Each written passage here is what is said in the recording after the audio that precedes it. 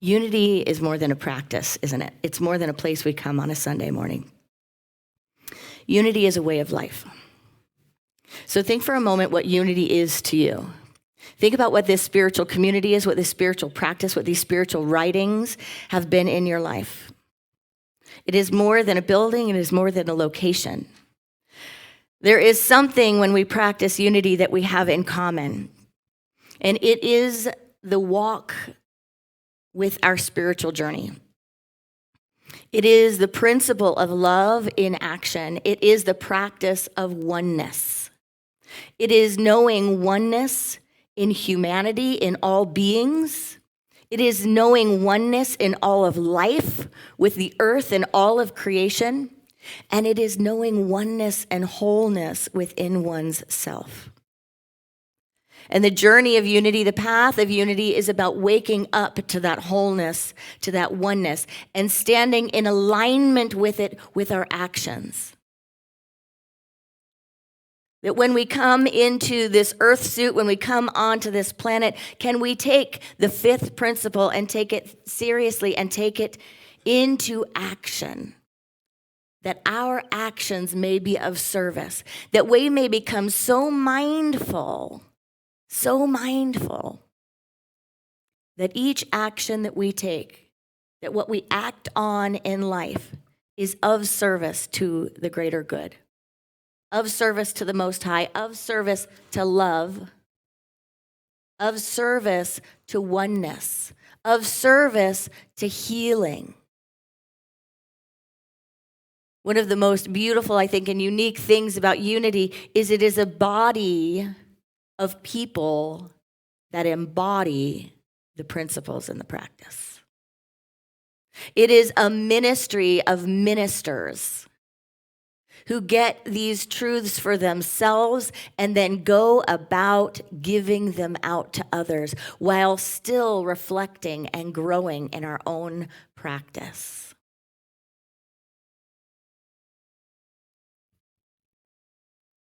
This practice of unity is known really in world religions as the practice of the mystic. It's the highest nature of each religion, the place in religion where we get past the dogma, past the stigma, past the elitism, past all of the rules and all of that to the substance of a direct connection with our source, a direct connection with the divine. That doesn't always fit into a church or into a spiritual community because you can't wrangle that, you can't discipline that, you can't direct that, can you? Yet still we can come together for the practice. I firmly believe this is what the world needs now. I firmly believe that the way of truth, the way of light, is through the practice. And it is as intense for an individual as it is for the collective, and we are working it out on the collective right now. As we have worked out our own healing journeys and continue to on an individual level. But we're called in a different way to bring it together in community. And we in unity know what that looks like to be together, but not the same.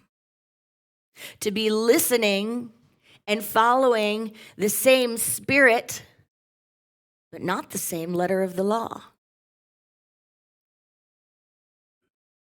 To not let our differences pull us apart, but to let our practice draw us together.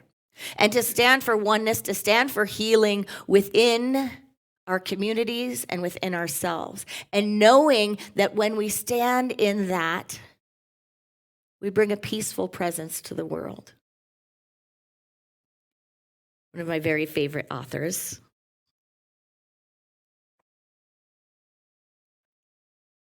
is Sig Paulson. He used to be the minister of this church long ago. And in the book, Your Power to Be, he says this: there is no room in the heaven of rich and successful living for lukewarm. You are neither hot nor cold. So because you are lukewarm, you are neither cold nor hot. I will spit you out of my mouth, from Revelations 3:16. Ooh, I will spit you out of my mouth. He says, life drops us by the wayside unless we accept its treasures wholeheartedly. There is little reward in a lukewarm approach to light. There is little reward in a lukewarm approach to light. What does that mean?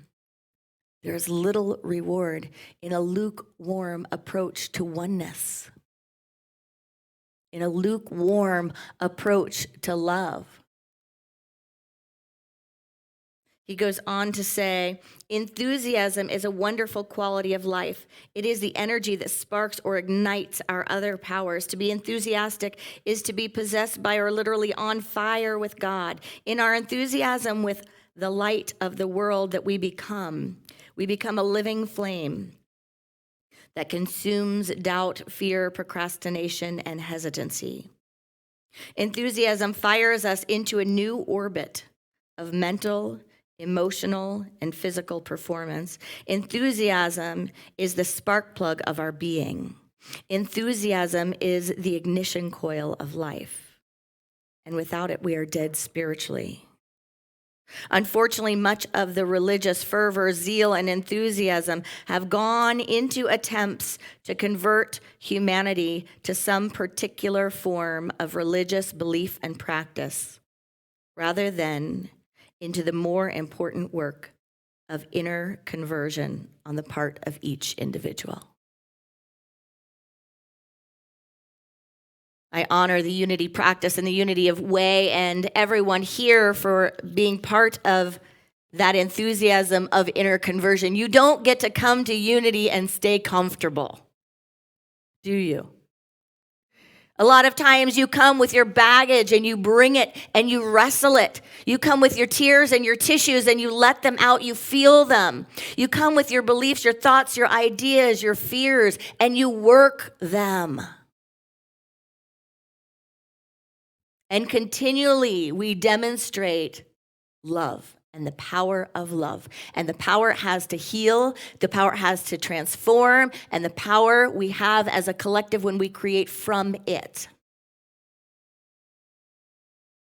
There are very few people that I've met in unity that don't embody unity.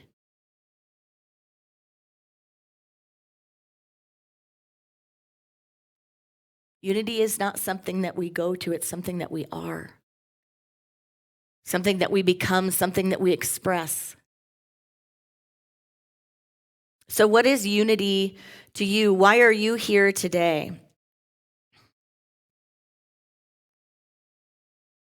In our ministry and in unity ministry, we always teach. Charles Fillmore, Unity's co-founder, and Myrtle Fillmore taught going directly to headquarters. So we teach that we each have a spiritual practice, and we're here to uncover, to dive into that spiritual practice. I teach that we each have a God language, and we're here to understand that God language. We're here to see how the Spirit speaks through everything in our lives. And we're here to co-create good and to co-create a world that works for all. So what does that mean to each one of us as individuals, and what does it mean to us as a collective? In unity, we have a kind of a current practice of moving our communities from what we call minister-centric to ministry-centric or mission-centric. And I'm going to read to you just a moment from Gary Simmons about that. He says, there's a lot of confusion regarding exactly what a mission-centric ministry in unity really is. In traditional Christianity and traditional religion, we know what mission-centric is, right? Mission-centric means you plant churches. It means you convince people. It means you go get people and you tell them you need what I have. Unfortunately, sometimes it trades money for resources. Sometimes it says, I will be here in oneness with you if you believe the way I do. And sometimes it just gives freely, right? So it has all of these aspects of light, aspects of darkness, aspects of conversion, aspects of coercion, aspects of inspiration, aspects of belonging and invitation. But in unity, he says this. Gary Simmons says, what a mission-centric ministry really is, and even more regarding the process of moving from the old models to a purpose-focused ministry practice, is what will bring us, he doesn't say this, but what will bring us into the changes of the future, into the sustainability of what spiritual community looks like in the new world, right? Change is always happening. It's not optional. He says this transition is a whole system process that creates community and organizational coherence. Simply put, in the mission-centric model of ministry, the entire community embodies the fulfilled state of the ministry's purpose. The entire community embodies the fulfilled state of the ministry's purpose. People's experience of the ministry's mission constitutes the ministry's identity, rather than the minister being the glue that holds everything together. If you have met the one you're sitting next to, you know that they are living the mission. That Unity Village Chapel inspires spiritual growth and abundant living. I do not believe there is one person in this sanctuary that is not inspiring spiritual growth and abundant living, that is not doing the work and transforming. We are so blessed to have this community that we have, to have this staff that we have. Our music team, our staff embody this as a practice. What is unity to you? I want to do something a little different today. I want to just open the microphone. You can come to any of these 3 microphones. And I want to invite you up if you have something to say about what unity means to you or why you are here. What is unity? What does it mean to you? Why are you here? What do you stand for unity being and doing in the world? Come on up. This is a ministry of ministers. Joe, you can start if you want. I knew you would. Here, let me give you a microphone. Well, they won't be able to hear you online if you know. Of course. I love you, by the way. I love you too. And what does unity mean to me? Quite simply put, it means love. Thank you, Joe.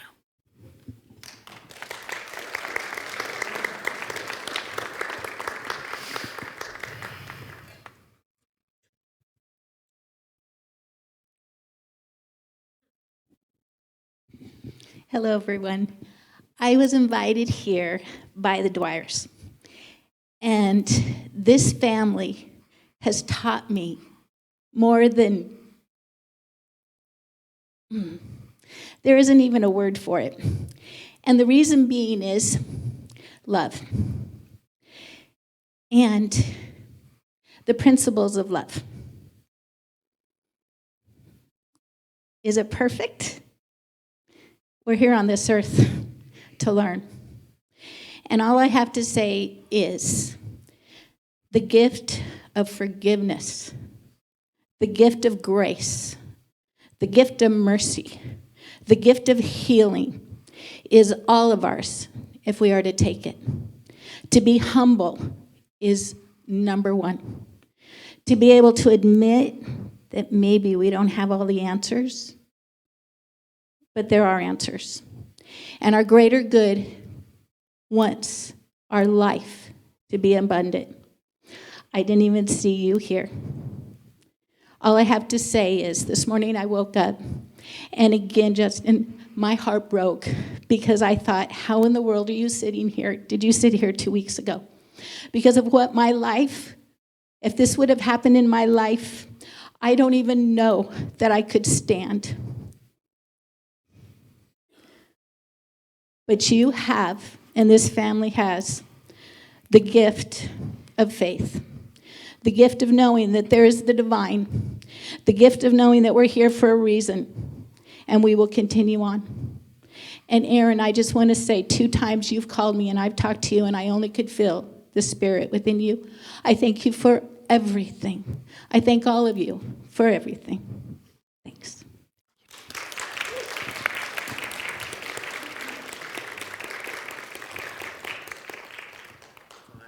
Yay, Liam. Hello. Unity for me has been in my life, my whole life. So besides love, it's family.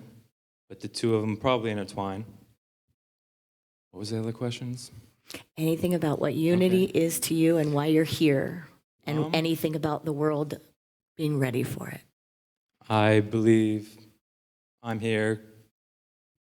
Someone in my head told me to be here. I think everybody needs to be here. And I believe the world, like Erin said, is collectively coming to a better consciousness, more towards unity.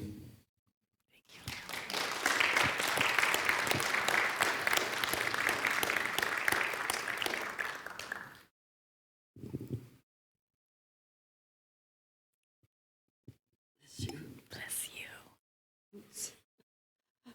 Hello, good morning. I'm happy to be here. I have been in Unity since I was 19 years old. I am now 90 years old. Unity is my life. It is everything to me. The teachings.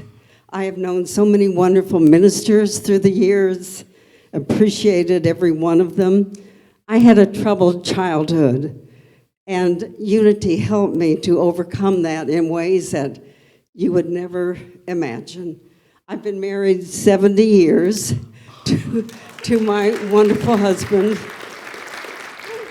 I have 2 wonderful children, and I'm in love. I'm in love with Unity.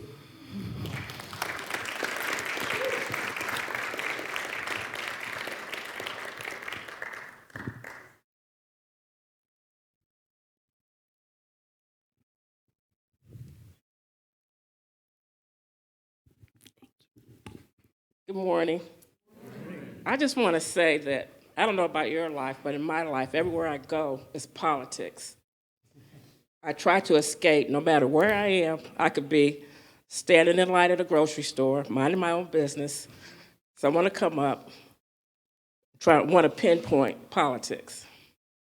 And I don't want to get into it. So I start with, well, how is your day? How's your family? How's everything going in your life? Does it always have to be divide and conquer? So unity to me is a place where you can rise above that. It's love. Thank you.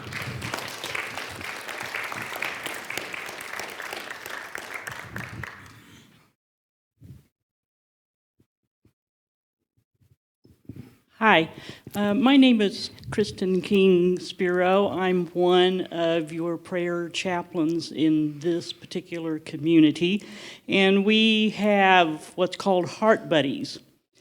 Judy Estes, who does that program, hooked all of us up with one person to call once a month, and we share our deepest with each other because we don't listen to each other very well.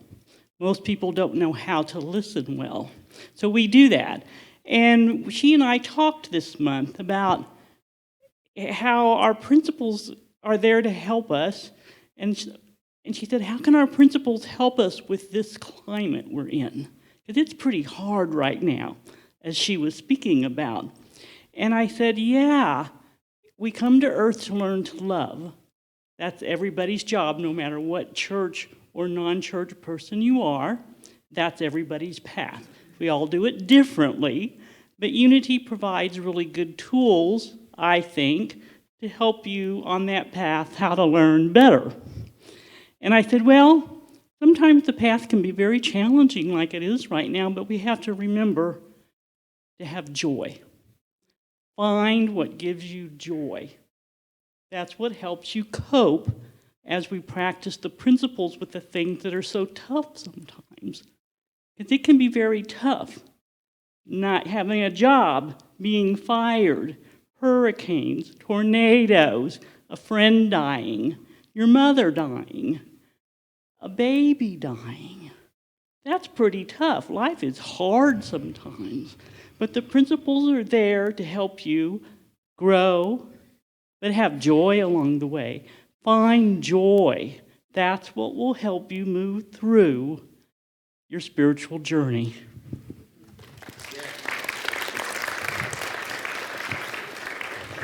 Thank you for sharing with us what has helped you. So this is the practice. William James, who wrote the book, The Varieties of World Religious Experience, acknowledged New Thought. James saw New Thought as an original American spiritual movement that blended optimism, personal empowerment, and pragmatic psychology. He noted that the emphasis on positive thinking, healing, and the power of the mind to shape experience reflected the core American values of individualism and self-reliance. He was particularly interested in how New Thought was linked with psychology, particularly in the realm of healing and mental well-being. He believed it exemplified a practical and therapeutic approach to spirituality, where belief could directly influence physical and emotional health. He praised its ability to help people find relief from anxiety, fear, and depression by changing their thought patterns. He placed New Thought within a broader religious context, comparing its focus on inner transformation and divine immanence to elements of Hinduism, Buddhism, and Christian mysticism. He saw its emphasis on the direct experience of the divine and the mental causation as part of a global mystic tradition, even if its language and methods were uniquely Western.